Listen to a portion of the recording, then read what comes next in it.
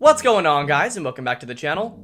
Okay, so for those of you that don't know, in 2015, there was a park known as Dreamworld in China that began construction and resulted in the building of 3 different roller coasters. These coasters, believe it or not, came from very well-established manufacturers and were all completed to the point of near operation, including a custom B&M Hyper, which may have been one of the best in the world.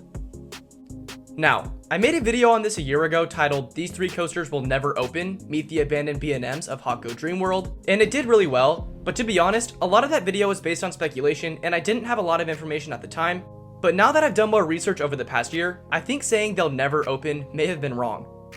So with that said, since I've done a ton of hunting, researching, sending emails, just anything you guys can think of, more so than usual, to really figure out what was going on here. Plus, I was just super interested in this random B&M Hyper that was still sitting unused, and now think I've come up with the true complete story. So what is it, what happened, and where did it come from? This is the story of the abandoned B&Ms of Dreamworld.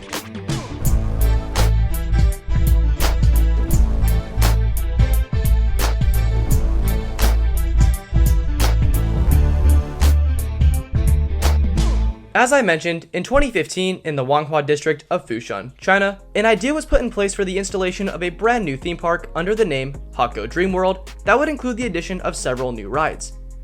These rides, as well as the park, were to be heavily inspired by Disney and operated by the Fengyang Group of Fushan itself, who had been amidst the development of 2 other parks at the same time. That said, for years, plans, drawings, blueprints, etc. have been put in place to accomplish this, and by early 2014, the first bits of land began getting cleared to set and house this new park.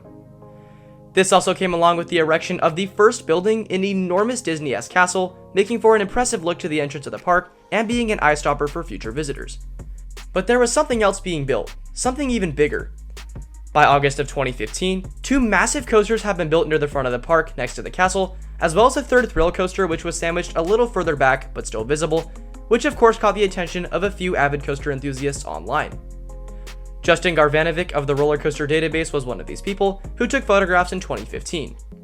These coasters were then determined to be a B&M Wing coaster as a Hot Go model, a Preston and Barbieri Mobius coaster as a Nitro model, and best of all, a gigantic custom B&M Hyper, all without names. But given its rather remote location from the rest of the world, there was little information on the project, and 2015 was the last we heard about it at that point. However, as I mentioned, Fengyang Group had been in development of 2 other parks, and in 2017, Hot Sea opened literally across the street with 3 coasters, including a knockoff boomerang, which I made a video on.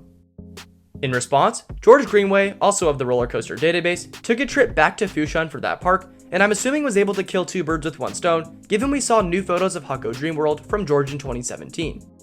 However, based on the photos, the park appeared to have been at a stalemate for some time, and not much progress had been made since the last time they visited. In fact, it looked abandoned. By 2021, this was also the case, and new photos inside the B&M Hyper Station show the true state the coaster was in. It was abandoned and rotting away. So here's what I figured out. I personally have a friend in Liaoning named Liu Chun, who I know from a Mandarin course I've been taking in school, and emailed him to figure out what might be going on. And I literally couldn't believe this, but he knew a local enthusiast in the area who he said might have some further information, whom he then connected me to. She said she'd rather remain anonymous, probably for obvious reasons, but essentially, she was able to explain what was going on to me. And by the way too, this is where in the last video I'd said the park was abandoned and probably closed because they just bit off more than they could chew, essentially overinvestment, but turns out there was another half to the story that I didn't know or even think about, and once it was said to me, made perfect sense. Look, Fengyang Group had money to build these parks, but it wasn't unlimited. According to my friend's friend, the local government had been placing new, weekly regulations on the park that would in turn cost Fengyang Group more money, which would go to the government. This became a common thing for the park, and it started taking a toll on reasonable costs for the infrastructure and building of the rest of it. So, Fengyang Group, concerned about losing more money, halted the project and focused on its 2 other, smaller parks in hopes of generating back the funds required for completion of Dreamworld. But this was back in 2018, and no progress had been made since. Why? Well, as of a year ago when I first found out about this park, I'd mentioned in the video that the project was most likely completely abandoned and our best bet would be to hope on a slim chance for a relocation of the rides.